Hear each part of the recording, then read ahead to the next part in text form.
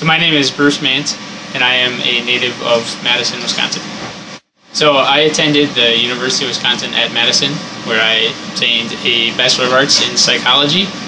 I did a bit of undergraduate research as well in a social psychology lab, working with motivation. After I graduated from college and I was working as a research associate, through some collaborations with my boss, I was introduced to a member of the pharmacology department at Louisiana State University, and through conversations with him, I kind of came to realize that pharmacology is the future. A degree in psychology is good if you want to stay clinical and want to do counseling. I know that I didn't want to do that, and pharmacology allowed me to stay within some of the same interests, but from a different approach and one that is more promising for the future. Well, one of the obvious reasons is Denver itself. I think it was very important for me to find a program that was in a place that I also enjoyed living. The pharmacology department at UCDHSC is very strong, and specifically people like my boss, Dr. Zonheiser, who is a prominent researcher in drug abuse, which is what my interest is, as well as Dr. Dietrich and Dr. Tapikoff, obviously, the other alcohol and drugs of abuse that are researched here. That was kind of the big draw initially.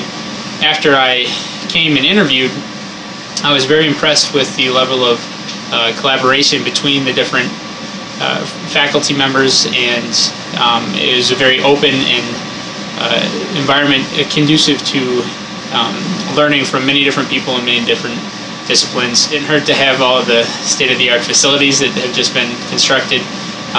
And then the graduate student population itself, everyone that I met was very nice. It seemed like a good environment and a good place to learn. So specifically within pharmacology, I am interested in drug addiction and drugs of abuse. Based on that, I chose to do my thesis work with Dr. Zonheiser, where I am doing both behavioral and biochemical experiments looking at cocaine and cocaine addiction. I have a lot of interest in neuropharmacology based from my psychology background, and aside from drug abuse with cocaine, I'm also interested in attention deficit disorder. Incidentally, methylphenidate, which is the most commonly prescribed medication for ADHD and ADD, is also a psychostimulant, much like cocaine. So it all kind of ties together with my interest in drug addiction and drug abuse. So I do both in vivo work with rats, doing open field locomotor activity recordings, as well as some self-administration studies. And on the biochemical level, I study function of the dopamine transporter with uptake assays, as well as doing some other biochemical techniques such as biotinylation, Western blotting, and working with phosphorylated and unphosphorylated proteins, and some signaling cascades.